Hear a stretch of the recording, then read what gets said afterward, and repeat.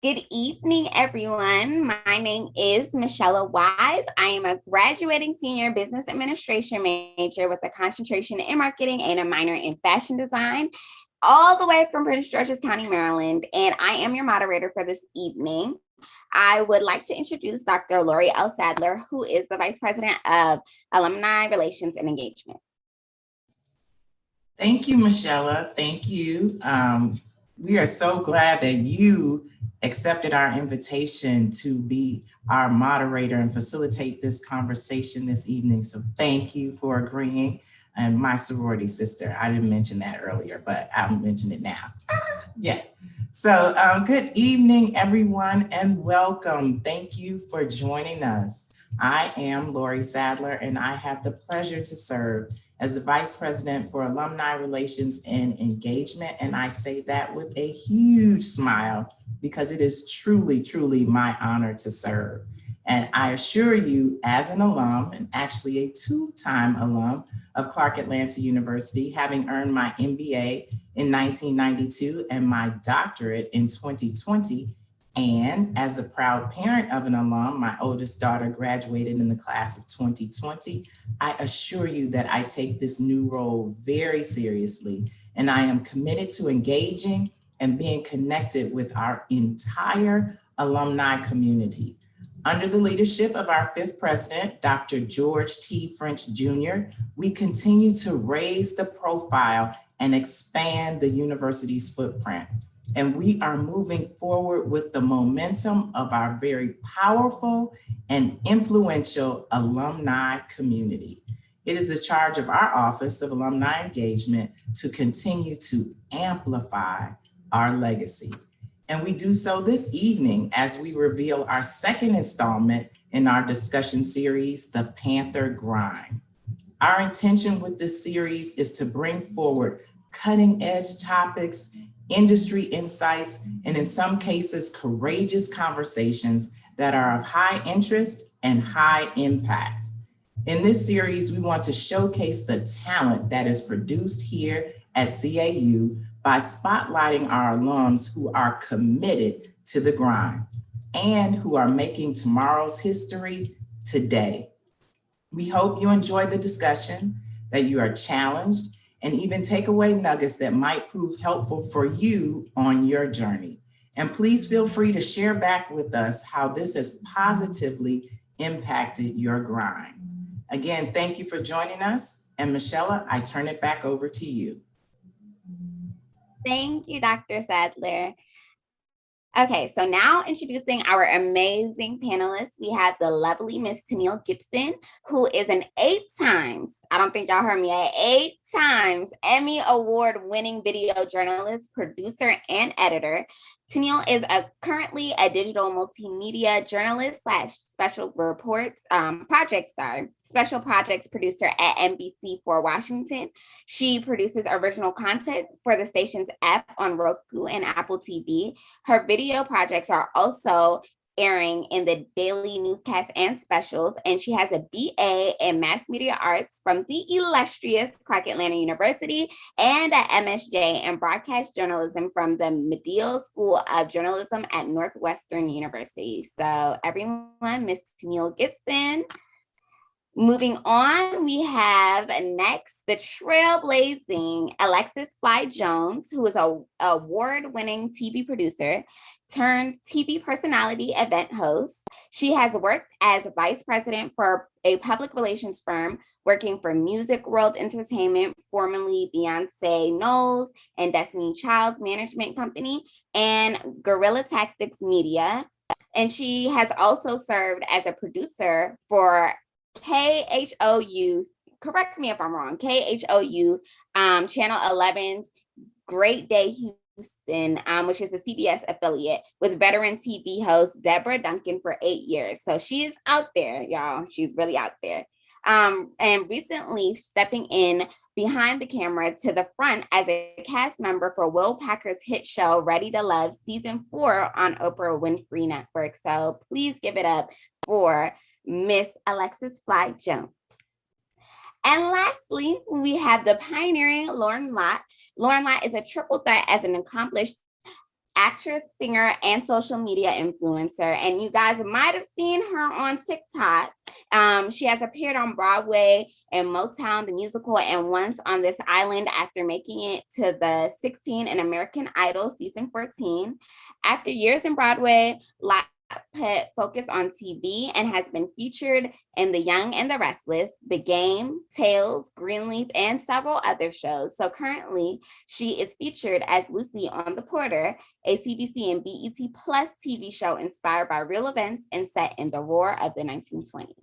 So once again, give it up for our lovely panelists. They are so incredible and are working very hard in this industry. So please listen closely as they have some lovely gems for you tonight. And without further ado, let's get into our panel.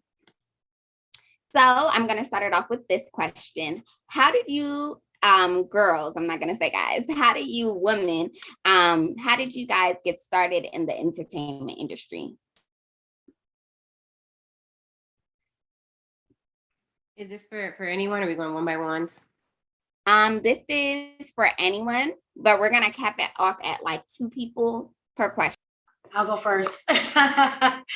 And thanks for the intros, and thanks to Dr. Sadler and Taversa, Ricks, and Natalie for putting this together. My start, so as you said, I was a mass comm major at Clark. Shout out to MMA, Mass Media Arts. Could not find a job when I graduated. I was trying to stay in Atlanta. My parents were like, the clock is ticking. We're coming down to get you when this lease is up. And so I applied to several stations, small markets, and could not get my foot in the door. And that's when I decided to go to grad school. I'm like, I want to be the best storyteller. And I felt like I wanted to learn some more tools for storytelling. And I got into Northwestern. That's a story in itself, how all of that came together. And after grad school, I worked on, just trying to get my foot in the door. I took a job that wasn't in TV. I was on Capitol Hill doing digital things on television, boring things. But that got my resume going, and that's when I got the job after that at NBC Washington. So. That's amazing. And honestly, I feel like with applying to graduate schools, people are kind of confused now. I know some of my classmates are a little bit confused on where they want to go or where they end up, or maybe if they need more knowledge. So it's good that you have a different perspective, because some people could see like, oh, maybe I should like further my education and really become a master in my field. So that's really great that you mentioned that. And I seen that you had your hand raised, Miss Jones. Thank you, Mychella. And again, to everybody, thank you so much for inviting us to come out and talk back to our alma mater. It's a big deal for me, definitely a privilege.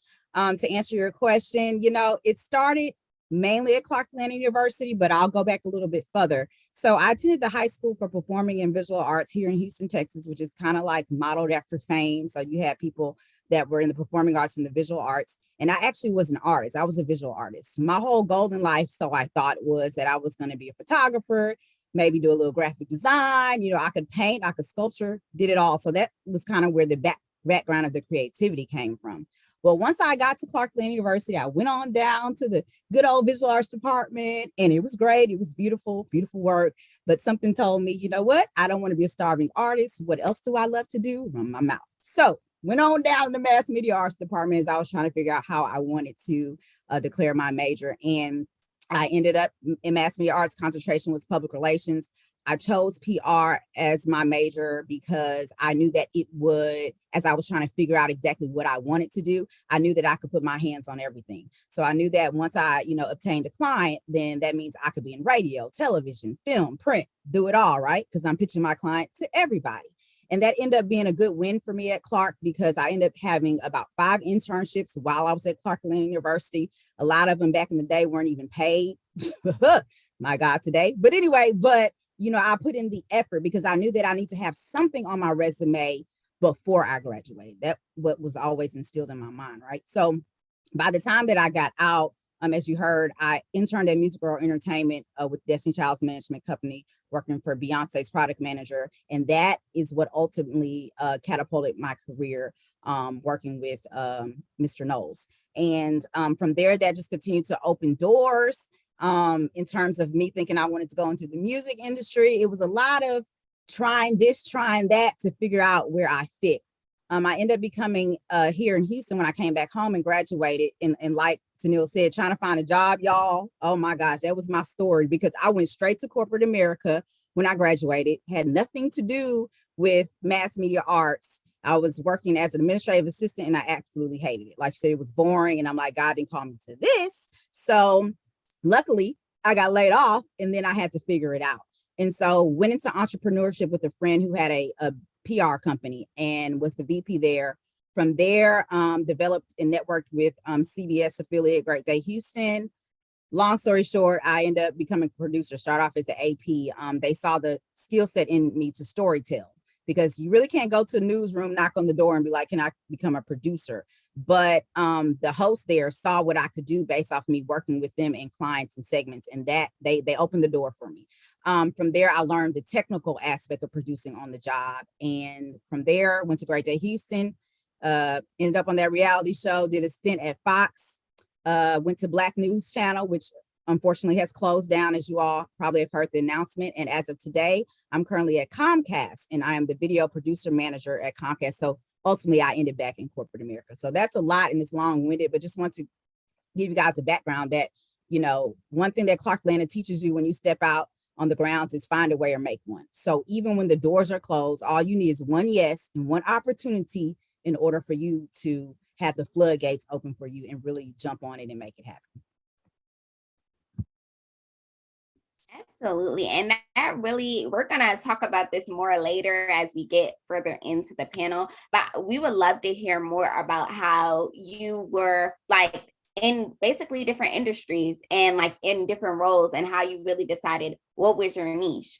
And that's what a lot of people, and especially my class, is trying to find out right now. And I know I said only 2 people can answer this, but honestly, I feel like we could all hear from everyone how they got into their into the entertainment industry. That makes sense. It's only 3 of us, but I will say I got into the industry. You know, the acting industry is weird, so there's not like a conventional path. I started acting professionally at 13. By signing up for a casting site called backstage.com. And I was already doing like theater, youth theater. And I wrote to like 300 agents and I was like, I'm gonna be a star, so help me do it or watch it happen. And that was bold, right? But like I would never do that now. It's like rude, I guess, but I don't know. But I definitely did that then. And I got one bite and that ended up being my agent. And then from that agent, I got a manager. And then I put it all off for a while after I had done like a Disney commercial and just like a few plays here and there. But like I put it off for a while and then I got to college and I signed up for another like casting company called, I think, Explore Talent, or one of those lame ones that they tell you never to do. But I did that and I ended up in a super bootleg indie movie, backwoods, like, why am I here? But one of the girls in that had a real agent and she referred me to her agent, which then once you have an agent, you can go from one agent to the next. So that's what happened. I went from one agent to the next agent. And then from there, the next agent helped me get to Broadway. I found my big manager, and then that big manager took me from that agent to my Broadway agents, and then the rest is history. So that's really how I got into it. Okay, super interesting. I feel like you guys all had different pathways, which led you guys to the point that you're at now. So it's really interesting to hear your story and how you decided that you was going to make your way and find your way. So next question, and this is for anybody again. What are some of the benefits of being in the entertainment industry? Tenielle, you go first. You started this whole little row of of orders. Don't let you go first. Well, I would say off, on the top of my head. So, I work in media. So I think for me, I enjoy the amount of people I'm able to meet. And it's not just about the celebrities. Like, it's like just being able to meet everyday people who are willing to share their stories with you, I think is like a privilege and an honor. Whether it's something good that you're highlighting, or if it's something that somebody went through something traumatic and they're sharing your story with you. I don't take that for granted anytime I'm able to do that. And so because I work in the news, it's always something new every day. So you can't get bored of one thing. I mean, even for my longest projects, they're turning over maybe in a month, but everything is like a quick turnover. So that's like one of the benefits. It's like I can't get bored working in media because of news is happening every day around the clock. And I'll chime in. I come from the newsroom just like Tenielle. And so like she says, there's always new information to learn. You're trying to tell stories that you may not even necessarily know about, and you have to do a little bit more research. So it's a classroom literally every single day. So I think that's one part of the answer. Of course, everybody would like to say celebrities, but depending on what celebrity you meet, that might not be a highlight. Let me say that. I think the benefit though is the connections that you make. It's the networking, and you really meet some beautiful people, not all, because, and that's in anything, any place you work, you have the good, the bad, and in between. But definitely for me, it's been the relationships that I've developed, specifically coming off of Ready to Love. I came off a show expecting to come out with love, and I came out with some close friends that would be my friends forever as far as I'm concerned. And so that was the benefit of doing a show like that. So yeah, my answer is definitely the relationships that you can gain. For me, I would say the best part is really living a dream that I wanted as a child, like actually making it happen. I ran into so many people who were like, that's not a real job, that's not a real career, because there's so many people who want to do it and who can't make it. I know people who've been in LA for like 12 years and haven't had a quarter of the success that I've seen. And I just give God all the glory for that opportunity, because I know that his hand had to be on me. This had to be the plan, for my life, for it to be going as well as it's going. But I just living a dream. I wanted to be on Broadway. That was such a dream of mine as a child. Like I stood on a stage at like 7, did a speech, and I was like, I want to be a Broadway singer, and that's just, it's a dream. And to actually have that moment, several times, standing on that stage and looking out and like, oh my gosh, I'm on Broadway. Like somebody out there, like I'm on Broadway, or even like the show that I'm on right now that they're announcing next week, the date when it's coming to America. So stay tuned. But even that show, it's called The Porter, and like getting to sing and dance on that show and just live out like a dream. Like every day I thought I was Beyonce. I know you know her for real, so like I know it's not, but like I really did feel like I felt like Beyonce. I'm like, this is so crazy. And that my family got to see it. I wanted my grandma to see certain things before she passed, and she got to be here for all of those things. So I would just say the best part is living this dream and knowing that I'm inspiring somebody else to follow theirs. And Mychella, can I add to that too, and piggyback off of Loren? I think also it's the blessed favor of God to have a platform that you are able to reach back and help somebody get where you are.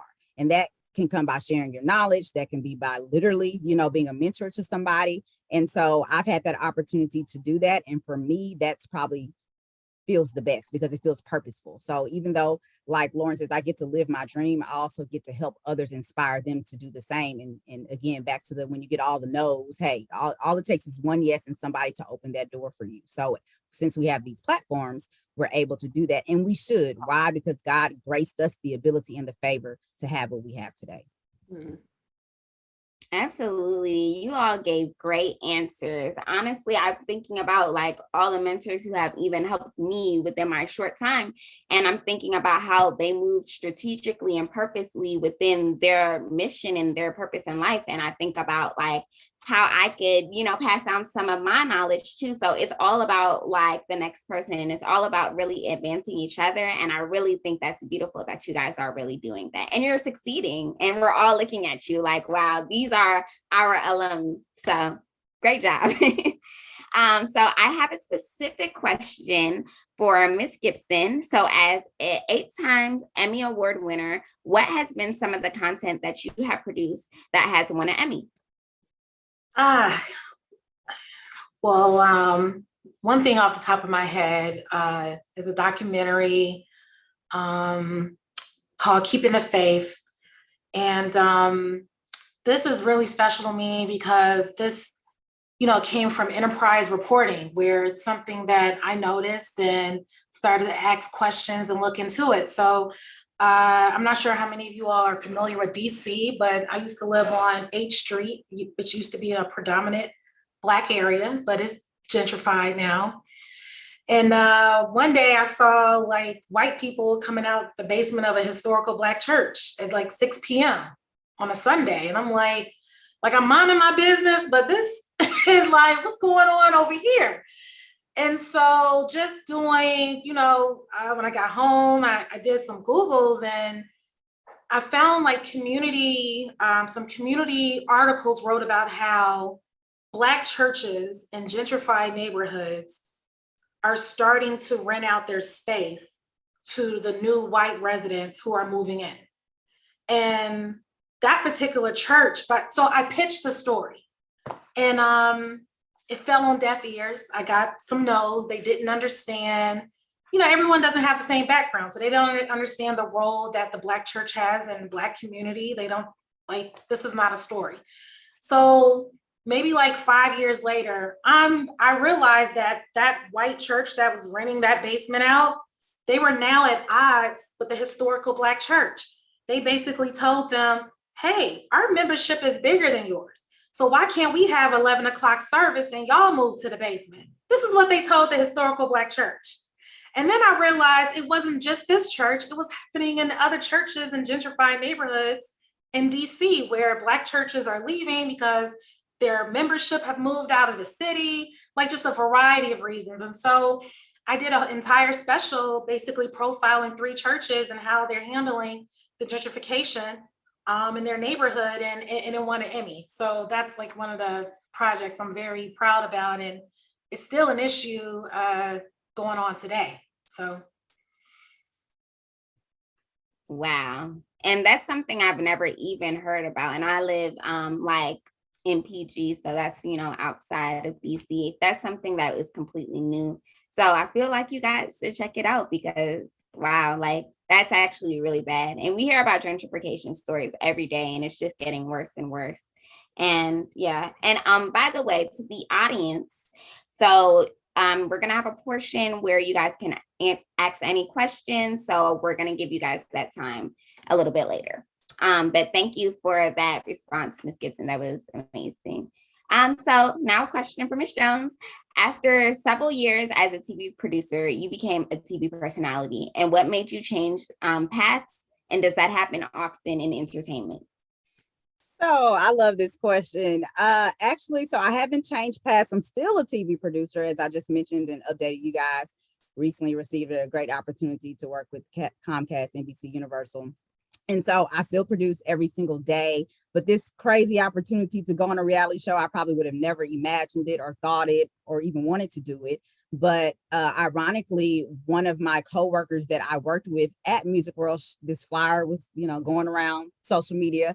And based off her knowing me and my personality and knowing that I had, been divorced for a little while, I'm a single mother of a 6-year-old. She was like, Alexis, I think your personality would be great, for this show. And hey, you might find love. And I'm like, girl, what? Really? And so I submitted, not even really thinking, y'all, or believing that I would actually be casted for the show. So it was a huge surprise. I submitted, and literally probably about an hour and a half later, I received a call from Hollywood, and then went through the process that you have to go through to make it as a cast member. So since coming from behind the camera, coming to the front now, of course, that's opened a lot of doors of opportunities. I was already MC and hosting before, just because I do a lot of things in the community and community service, being a Delta, shout out, because I know it's all these K's on here, so, I got to do it one time. Woo, woo. Shout out to the Delta Sigma Theta Sorority Incorporated. Anyway, so I was already doing that. And then it just really has opened the floodgates to this newness of life. when you get to the other question on when we get there on recommendations in terms of entertainment and what people don't know about it, I can't wait to answer that, because I want to really share my experience, a roller coaster type experience. It has been, really entering a new level of entertainment. And when I say that, because I'm so used to telling people's story and interviewing them, and now it flipped on me, and but it's allowed me to be very transparent and to share my truth. But just imagine the world watching you. Everybody has opinions on what you should do, what you should have said, what choices you should have made. And so but I'm grateful that I was able to do both. It's just like I was able to be a publicist as well as be a producer. Most people don't get to do that. Is it possible? Yes. And that's been the whole thing about my journey, is not staying in one lane.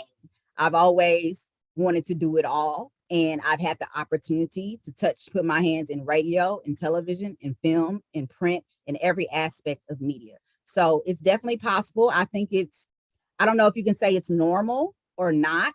I don't know if I could really say that it is, but it's definitely possible for you to do more than one thing in this industry. Absolutely. And y'all heard it here first. She did everything, does everything. So honestly, y'all could aspire to do as much as you set your heart out to, because look at Alexis, like she's doing it all. Put all my business in the street. Sure did. From the whole world. Yep. Okay, so moving on, Miss Lott, I have a question for you too. As you have played a variety of characters on TV, currently, which character are you most proud of and why? Definitely this character that I'm about to play right now, Lucy Conrad. She's coming next month. I'm so proud of her. Just for one, this is the biggest Black-led show that Canada has ever put on. So for this to be a partnership with one of the biggest networks in Canada and along with BET, I was proud to be a part of that just in general, but also to see just the response to me. It's airing in Canada right now, but to see the response has just been like amazing. But I'm super proud of her because I just really underestimated everything. When I went in for the audition for this role, they were looking specifically for a dark-skinned girl who could sing and dance. And they didn't check to see if I could sing. They didn't check to see if I could dance. And so when I went to boot camp and it was real, and like I'm actually engulfed in the 20s and like learning how to dance like these girls and doing full on Broadway production dance numbers, I was like, why did no one check to see if I could actually do this? I mean, thank God for my background, but like still I was like, what? But I was just so proud of myself. Like every day I was so sore. I was exhausted, but I was so proud to be telling this story. And my story is filled with colorism. And we follow my journey through trying to be a star while experiencing colorism and the little things painted in. And it's like, it's heartbreaking, but it's also like, I just love that we're talking about it. And I love being on a show where we're just like putting it out there in the open, because I feel like that's something that's kind of been swept under the rug for all of Black history. It's like that it's so prominent in us. It's such an issue. And I love that my character my whole storyline is painted with it. So I'm just so proud of that. I'm proud that I get to sing and dance with this character. I wanted to do Broadway on TV. So I feel like this is just that opportunity. So this girl, Lucy Conrad on The Porter, next month makes me the proudest. Yes, we definitely need to display it on all of our pages, because that's actually a really good thing that you said. It was like one of the most casted Black people in Canada right now. So I feel like that's like a really big accomplishment to like say that I am one of the first to do this in Canada. And honestly, we're going to be watching. I'm going to be watching too. You have to watch. You have to watch. Love musicals. The billboards come. You gotta watch. It's not even a musical. I just get to sing. Oh, you just get to sing. Okay, well, listen, and we're literally watching, and I don't think you guys know, this girl is viral on TikTok, like literally viral. And it's so crazy because before I even knew that you were an alum, I see you on TikTok like all the time. And I'm like, Oh, that's so cool. oh, wow. Yeah. So yeah, we'll definitely be watching. Okay, so now a question for everyone. So going back to what Miss Alexis had mentioned about, like, you know, finding your niche. How did you guys think that you got into, like, of course you got into the entertainment industry, but with finding your niche, how did you get into your specific roles now? Like, well, how did you decide, like, okay, this is going to be like my market, like I'm going to sing, or this is going to be my market, like I'm going to write really deep stories on like what's happening in the community? How did you guys specifically make that market for yourself? I will say for me, I didn't really feel like I fit anywhere else. I feel like I tried to do other things. I feel like I tried to be one of those like people online who was like the baddie or something like that. Like I tried all of those things, and I was like, dang, I'm a goofball. Let me just walk in this. And since I chose that path, I randomly started going viral all the time. And I was like, oh my gosh, you guys actually enjoy what I enjoy. Like I don't have to put on, I don't have to be somebody different. I love when people meet me in person and they're like, oh my gosh, you're just like how you are on your Instagram. I'm like, great.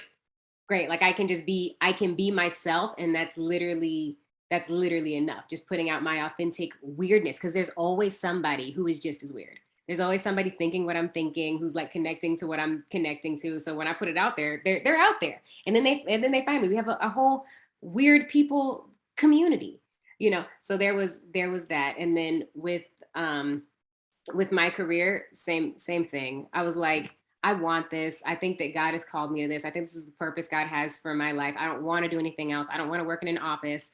I did want to be a dermatologist because I love that crap. But like, I was like, this isn't it. This isn't it. I need to be on a stage. Like this is my happy place. And I felt like resisting it was just resisting my purpose. Nothing was going to work out until I actually fully pursued this. So that was my story.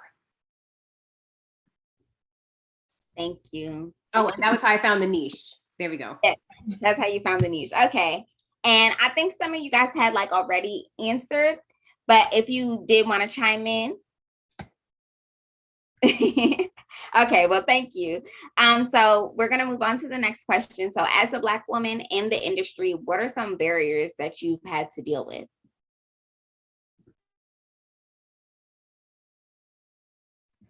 I guess I'll jump in here. Tenielle, you're supposed to go first, sis. The K's were first. We working our way back to 1908. Yes, I'm here 1908. for it. That was good. Okay, I got to give it to you. Okay, ask the question again, Mychella. Because I got distracted with that. That messed me up. I got you. That was a heavy question. So let me ask it. So as a Black woman in the entertainment industry, what are some barriers you've had to deal with? You know, barriers, I'll tell you straight up, not being valued, saying that you're too much. And as y'all can see, I'm high energy. You need to bring it down a notch, waiting to get promoted. Other folks who don't look like me, if you know what I mean, get promoted before me. So having to deal with all of that, knowing that you worked your tail off, knowing where you should be, knowing that you earned this position and spot. So there's been a lot of that in my career where I've had to, you know, deal with different supervisors, even take it all the way to the top in order to make sure that my voice is heard, that I get what it is that I worked diligently for. So that's been one thing. I think other things may include simply even your own people. Let me just say, even people that look like you, even your girls, the women, you know, your own, you know, because here's the thing, my love in ministry, because the ministry side of me has always been to women, to encouraging and inspiring others that look like me, right? But sometimes those are the same people that harm you the most, right? So for example, being on this show and being the most talked about cast member on the show, according to Rolling Out, you know, it was hard to see, you know, the trolling. It was hard to see, women coming against you, giving their opinion and really giving it and kind of beating you down. It wasn't really what I expected. But at the same time, it really taught me that that's why in this industry, you really have to have tough skin. But people need to also recognize, I call them keyboard thugs, that we are people just like you are. We have feelings, we have emotions, but properly realizing that the people around me and the camp that I have around me is what matters the most. So those are some of the barriers that I've had to deal with, and just knowing the importance of mental health in the entertainment industry. How do you manage that? You know what I'm saying? When it comes to your work, and trying to, operate excellently, because one thing the Clarkland University, it taught Black excellence, and everybody on this panel has exuded that, and we try. Here's the thing, you're already a woman, so that's one hit against you. You're already Black, that's 2 hits against us. So we already have a lot. I'm also a single mother, not by choice, but it is what it is. So that's something else that, I have to learn how to balance life and how to all make it work so that I can still remain successful and still remain in my call and my destiny. No matter what comes against me, y'all can try it if you want to, is what I say, but you're not gonna pull me down because I'm gonna hold on to Jesus. Yes, I am. So, but that's about it. And really, my faith plays a huge role in getting rid of those barriers, or not even getting rid of them, getting over them.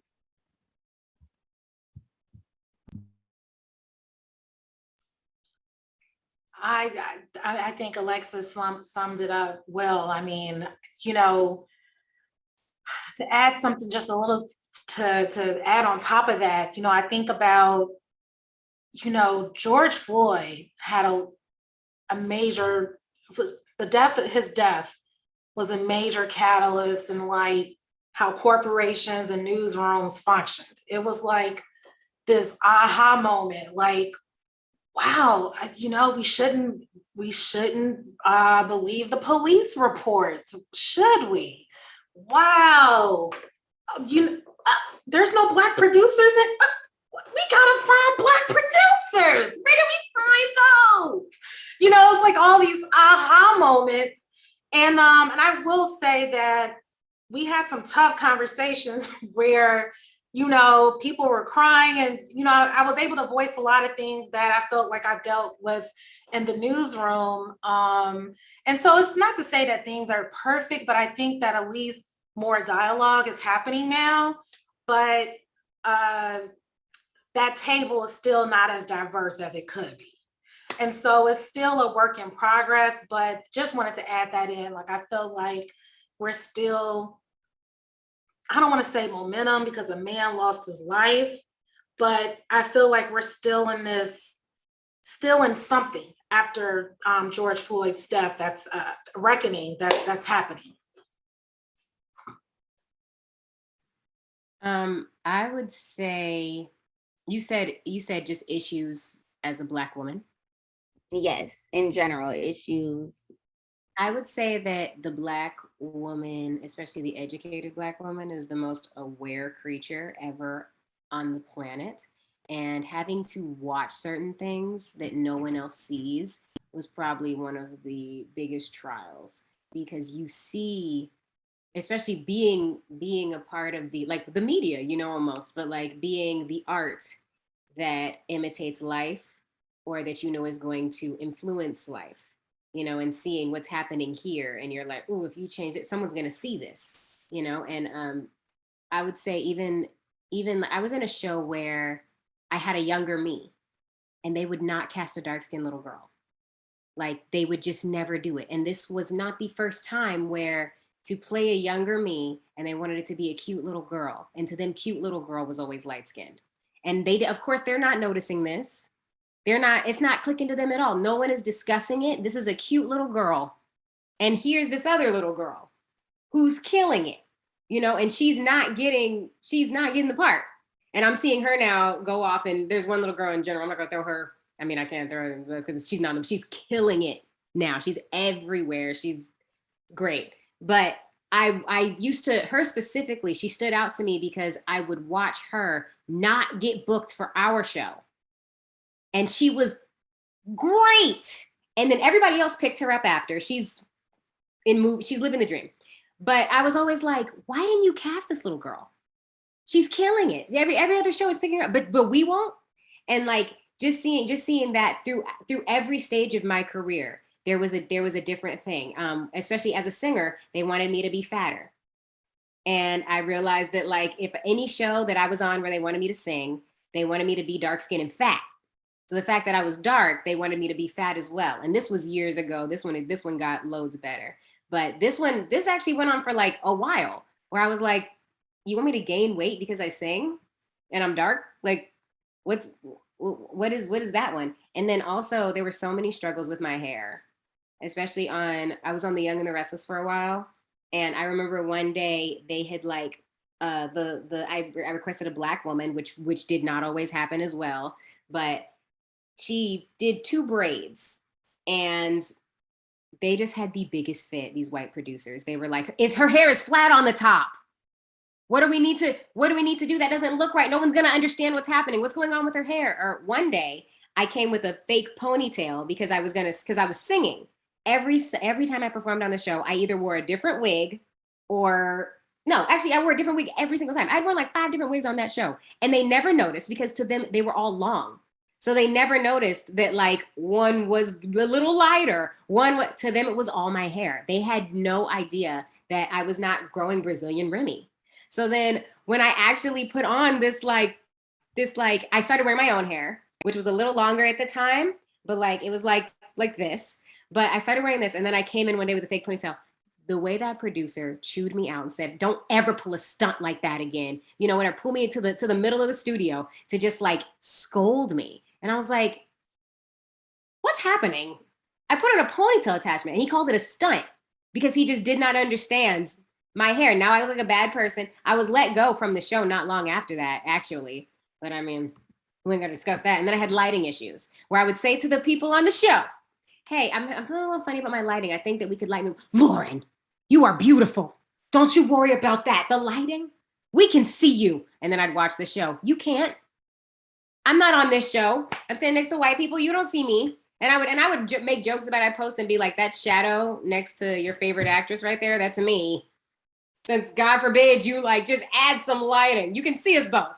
I promise. But that has been the telltale. And then people say things. They'll be bold and say things straight to your face because like, why not? You know, and one guy, he was like, oh yeah, you know, it's good that you got the lead of this opportunity because you're dark and, you know, it's harder to light dark skin. You know, we usually prefer, you know, light skinned girls to light, just right to my face. Like, screw how I'm going to feel. No one thinks about how you're going to feel when they're like, I mean, we could cast you as the love interest, but you know, it's a risk.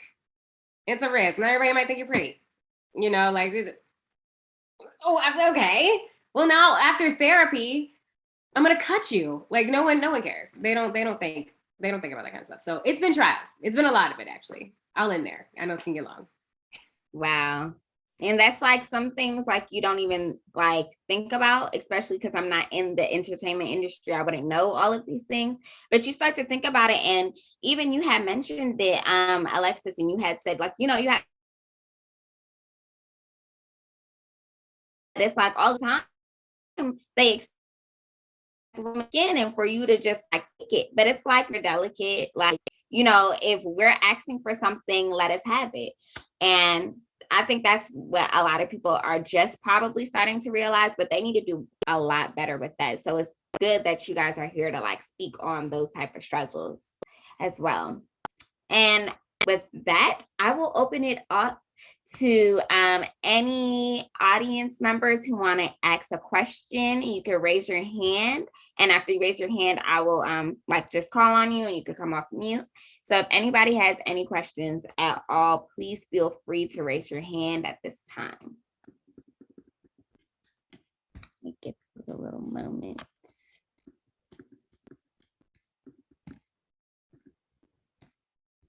And if not, and you think about it, let us know. Let us know. But let's see. Okay.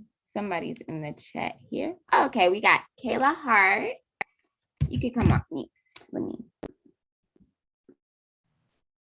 Hello, everyone. I'm so grateful to be here. It's been such a great discussion so far. I am an alumna from the class of 2020. I majored in business marketing. And I just wanted to ask, I heard you all say that you all had, well, some of you had a different start before the entertainment industry going within corporate America. And I just wanted to ask if you all had any tips or advice to making the transition on how to navigate that, corporate America lifestyle to the entertainment industry, because it isn't easy to get into, such as fashion or even like the beauty industry. So I just wanted to get some insight from you all on how to make that transition. I'm going to be honest and transparent with you, Caitlin. Thank you so for being bold to ask questions. I know sometimes it's kind of, weird and you don't want to ask, and you do, but you don't. I'll say for me, the first thing when people ask me this, I really, my motto is faith over fear. I don't think it's ever the right time to make a transition. I think you just know it in your heart. So anytime you start feeling that, oh man, I want to do something different, that probably is the moment. I wouldn't tell you to do it today, tomorrow, within a year. I do think preparation is key. So I think that you should definitely do your research, on what it is that you want to get into next. Definitely find a mentor, make sure that you're a part of different organizations. Like I'm on the board for the Houston Association of Black Journalists, which is also part of NABJ, the National Association of Black Journalists, and just getting connected to a network that for when I get ready to make that decision or I'm looking for another job, I have somebody to vouch for me or be able to send me opportunities, to go out for, so you definitely should be prepared, but I feel like you'll know in your heart when it's time for you to take that leap. I don't think anything is easy when you make the transition. I feel like it comes with a lot of, you just learn as you go, right? So you make mistakes and then you learn from those mistakes. In my situation, I started in corporate, then I made the jump to entrepreneurship and I just did it. And really, I did it because I was forced to do it because I got laid off. And from there, it showed me that I can be more, I can do more, and I can actually have the life that I want, and I think that had that not happened, probably, it probably would have took me a little more time to take the jump because I didn't like it.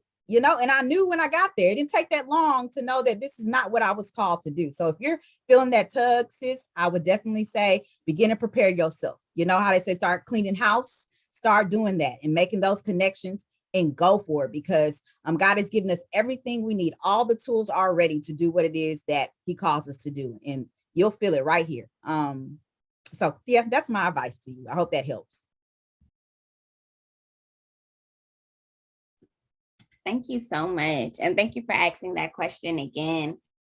Is it anyone who else had a question? And you guys could come off camera, make it more interactive. Oh, I see one. Tenielle. Hello? One moment. I'm going to get to you after Tenielle's control. Okay.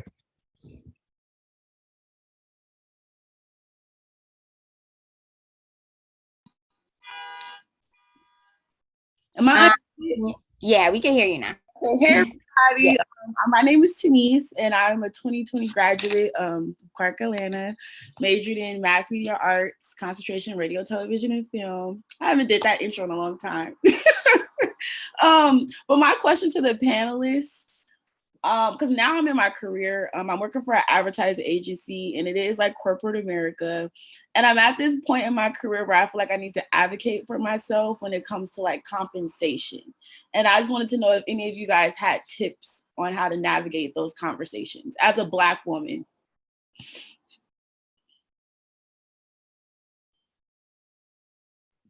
You got it, Tenielle. I feel it in my spirit. You got it with them eight awards. I need them 8 Emmys.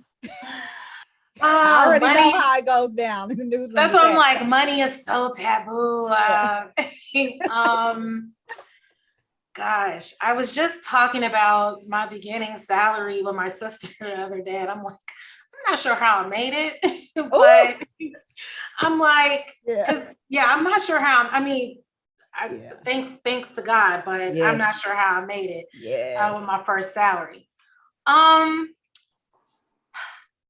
tell you what's been on my mind lately, because advocating for yourself it's an ongoing thing.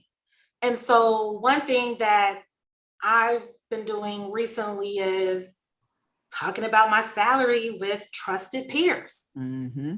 Because you don't know what you're advocating for if you don't know Yep. what the next person is making. Come on now. Now, I'm not saying, there's a way to go about this, but yeah, that's the only way I think you truly know at least what your company can pay. And then if not, you can look elsewhere, but that's one thing, is looking for peers that's around your with your experience, that's in your field. And sometimes that information is online. On Twitter, there's a lot of people becoming more open about, hey, I work in HR for this company. This is what this is what we're offering the range. So I would do some research with that. But I'm not, it also depends on how your company is set up too. So, does your company give performance raises, or is it cost of living raises? Like, that's a couple of questions you can ask. Do you all have a year review every year where they base your raise off the review? And then honestly, sometimes it's really just finding another job. Sometimes a company can't pay you more, especially, I know, like, I'm not in advertising, but I know quite a few friends who are in advertising. It's like, you got to bounce around different agencies. I hope that makes sense. That makes sense. I have another question. I don't know if I'm allowed to ask too. But like, I've been at this company for a year, but I've been feeling like the need to like pivot, just because like that's just what I feel. And I'm finding positions, because like I just graduated in 2020. So like a lot of the positions that I'm finding, it's like they want like experience. And I do have experience, but I don't. And I don't want to like lie on my application, but I also don't want to count myself out because I don't like meet certain qualifications. So like, do you guys have any tips to that? Like, when you apply to these positions, is it more so about like just like networking and reaching out to kind of like overcompensate for the fact that like you don't meet qualifications, or is it just kind of like you leave it up to God and you just pray for the best? It's exactly what you said. Don't count yourself out. Okay. I don't care what that job description says. I just shared at the very beginning that I was in PR before I became a producer. It was because of my networking ability, as well as showcasing what I could do when that opportunity showed itself, displayed itself, and then they opened the door for me, knowing that I had no technical ability in producing. So it's very, very, very possible. And so that's why I said, making sure you become a part of certain organizations that are relative to what you want to do will really be beneficial to what you end up doing next. And then it goes back to what I said earlier about that pool. Let me tell y'all something. Let me be real 100 and transparent. In 2021, I probably had, I think for the first time in my whole life, now I'm not saying to do this, but when you talk about really, making sure you get what you deserve, I had about 4 different positions in 2021. I left Great Day Houston, jumped into the reality show. So I actually left Great Day Houston because, and I would probably still would have been there. And I'm glad that I took the leap of faith. I took a lot of leaps of faith in 2021 because they weren't willing to let me take some time off that I actually had to just go do the show and then come back. So I said, okay, well, I'm gonna holler at y'all, because if you're not gonna allow me to grow and do this, I'm not about to miss an opportunity with Oprah. So who knows what might come out of this? Maybe they'll hire me to be a producer. I just had enough faith to believe God that if y'all are gonna shut me down from an opportunity that was temporary, like it was only a few weeks, goodbye. And I didn't know what was gonna happen after that. I knew that I was gonna get paid from the show. And then after the show, what the heck am I gonna do? Trust God. And so that's what I did. I got off the show, and guess what? Doors open for me. So I went into 2 other jobs, didn't like it. Nope, this ain't it, and each job that I got, that God blessed me with, more money and more money. So now I'm here at Comcast because BNC, went bankrupt, and they were paying great salaries over there, probably the largest salary I've ever had as a TV producer. And then that made the mark for me to be able to ask more and to officially be in a realm that I never thought I would be in money-wise. So sometimes it does take you leaving a place in order to get to the place you need to be. So just don't operate, guys. And I know it's easier said than done, especially when you got to pay bills and all that kind of stuff, but do not operate off of fear. Prepare yourself, but don't count yourself out. Okay, Miss McCoy, don't count yourself out. So go ahead and apply for that job. And you know, I've had one friend that she applied like for 25 jobs, I promise y'all. And she had everything there was to have, and she just kept getting denied. But finally, this one opportunity she applied for, it was a high marketing position at Target corporate, and she ended up getting that. But it took her 25 tries. But it goes back to what I told you. You may get 100 no's. You just need one yes. One So yes. go for it, girl. Okay, Lady Gaga. Y'all gonna hear me say that over and over. No, and I'm taking notes as well because I'm about to graduate and I'm doing the same thing. So definitely, like, I'm hearing what I need to hear right now. So yes. Okay, so thank you for that question, Denise. So we're gonna move on to Kentrell.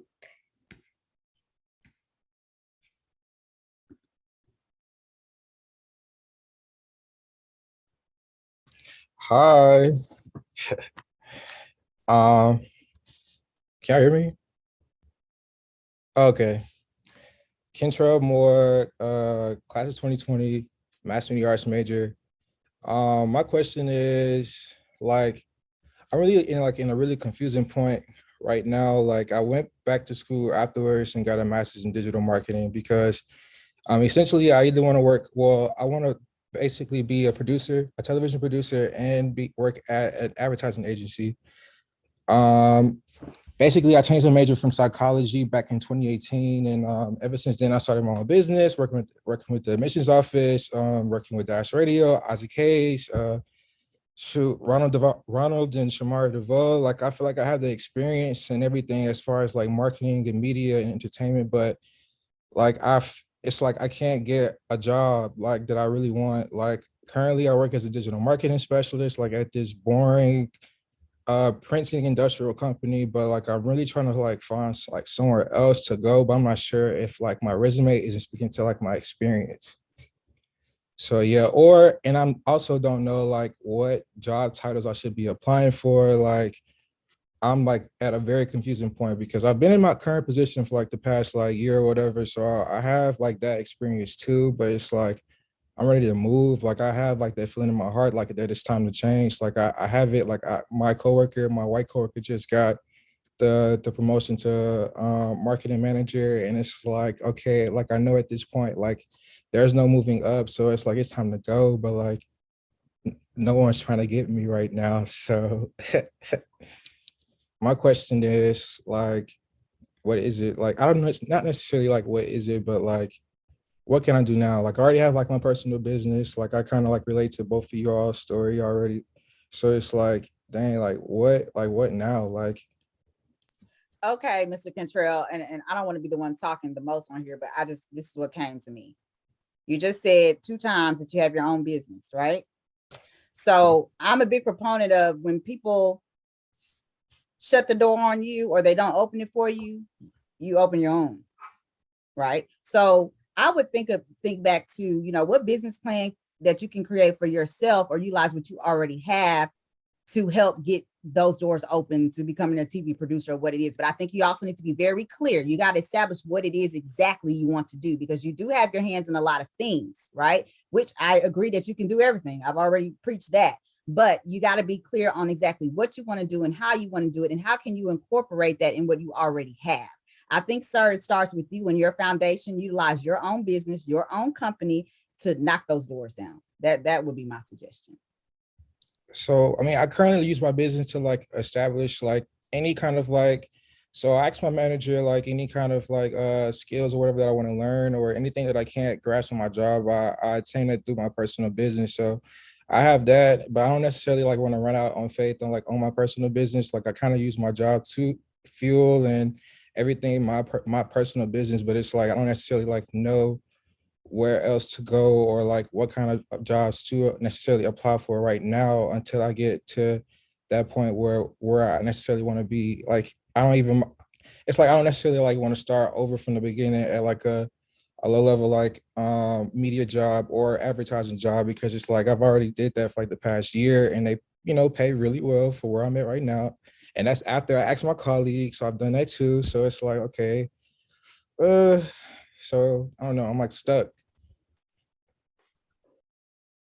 A couple of things come to mind. One, when I was in school, I never paid any attention to the promo department at a TV station. Pretty much they're all white and they control the look and branding of a TV station. So that might be an area for you to look into, is like the promo departments. We're also in this weird phase where traditional names of departments are switching their name, like promo, it was promotions a couple of years ago.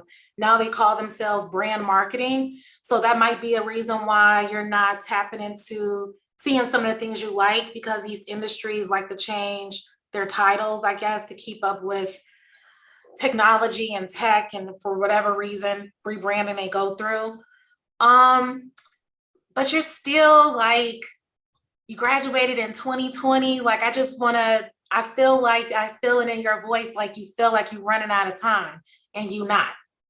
You like 2020, 2 years after Clark, like when I think about where I'm at right now, and then it's like, I had a lot to still learn. That doesn't mean you sell yourself short. So even if you see an opportunity where you're like, that title doesn't match, you got to look at the entire company and who it's going to expose you to, because it's getting your foot in the door. You see what I'm saying? People are on LinkedIn using titles that's not their title at their company. They're selling themselves to someone else on LinkedIn, not lying, but this is what I'm going to call myself, but my company is calling me this. Don't be scared. Don't feel like you're like taking a step back if the company is going to expose you to, other opportunities. And the last thing I will say is, that was a big help to me. Look around you at people who are doing things that's similar to what you want to do. You're still a recent graduate. People like to help young people. So whether it's having a coffee, having a virtual meeting with someone to just to talk to them about the steps that they went through for their particular job, that person is now on you're now on their mind. When an opportunity comes, they might hit you up. Like, these are things that I did myself. Like, the jobs I've received were not from applying. They were from relationships I built with people, not right then and there, but over the years. I hope that helped out with, some of the things you mentioned, Contrell, and good luck. And that goes back to the networking aspect as well. I would say too, again, back to what you're already doing, to continue to use your business to leverage what you're doing for that company and continue to build your portfolio. So then when that opportunity comes, you have all of this stuff to show and be like, I did this, I can do this. And so I think you need to take this time, since you are a 2020 graduate, it's only kind of been 2 years. Like Tenielle said, you are not running out of time. You have plenty of time, but take this time while you're in this season to build your portfolio, build it. So you have all this content to show for when it's time to take off. Perfect. I love it. Thank you. Thank you guys so much. This has been an amazing panel. Thank you for the audience for asking questions, showing your face. We really appreciated the interaction. And honestly, to our lovely panelists, you have done an amazing job answering these questions. And I've learned a lot just off of this little bit of time. So a closing question that we're gonna ask is, what is one thing that you learned at CAU that has helped you the most in your current career? I will say, find a way or make one. All of us have used that out of context many times. And I will continue to use that at the most inappropriate times. Okay, find a way or make one. And all of you who go to Clark, you will see how often that comes up. Okay, you will find a way, or you will literally make one. Okay, when it seems like there's nothing, that there are so many times that motto comes into my head, because I will find a way, or I will make one. So definitely that's like the best. We win with that. That's the best motto in the world. We all use that. Everybody that I know who I run into from Clark, they'd be like, yeah, you're gonna find a way to make one. And it's just like that. So you're gonna find a way to make one, because you've used it for the good and the bad, the ugly and the beautiful. You're gonna find a way, or you're gonna make one. And that is the motto of my life, and I will continue that. I will find a way to make one. So that take that and run with it forever. That one. I'm like, Loren, I have no other advice but that. I mean, she already said it, so I don't really have nothing to add. But yes, find a way to make one. Let me tell you, that's been my whole career. Oh, you said no? Okay, I'm gonna find a way. Like, that was probably one of the best things. I mean, there was a lot of things, but that Clark Atlanta University placed inside of me, like, I literally, like Loren said, live by that in everything. So that's it right there. I don't know what you got, Tenielle, but that's it. That's it. No, same over here. Find a way or make one. Absolutely. Thank you guys so much. I cannot thank you enough, because honestly, you dropped so many gems, and I can't wait to see what you guys do in the future. Love to keep in contact with you all. And again, I am your moderator for the evening, Mychella Wise. I'm gonna pass it back over to Dr. Sadler. Awesome. Thank you, Mychella. Can we just give Mychella a round of applause, just because, I mean, I don't know if you're coming off mute or whatever, but just, she did a wonderful, wonderful job. This is, you know, just again, the type of talent that we produce here at Clark Atlanta University. And Mychella, we are so glad that we have the opportunity to showcase you in this space. Absolutely. You did an amazing job. And to our panelists, whoa. This is recorded, so people will get a chance to watch it over and over. Because if anybody here is like me, I've taken copious notes, and so I'm sure it'll be easier if I just watch it again to just continue to pick up more and more. But Loren, thank you. Alexis, thank you. Tenielle, thank you for being here, for supporting your alma mater, for just being connected with us. For engaging with us. That is what we want to do. Engage, engage, engage.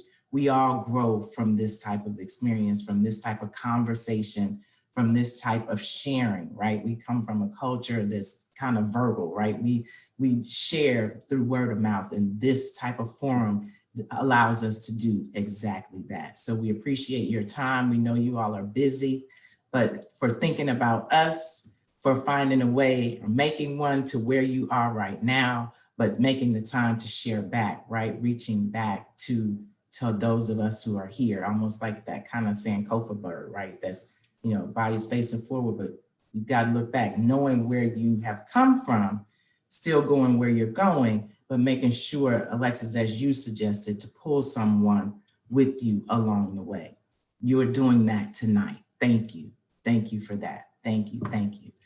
So I know we're a little bit over time, so appreciate everyone being gracious to us too. We're running over by like 8 minutes, so I'm done wrapping it up. But everyone have a great evening. We will post this on our website. Once we do a little editing, clean it up, it will be available to watch over and over and over and over. So we'll try to watch and see how many likes we get. Miss Loren, influencer, we'll make sure. We need your whole followers, your whole group of followers to watch it, like it, and what are all the other stuff you do on social media. Awesome, everybody. Have a great evening. Stay safe. Thank you.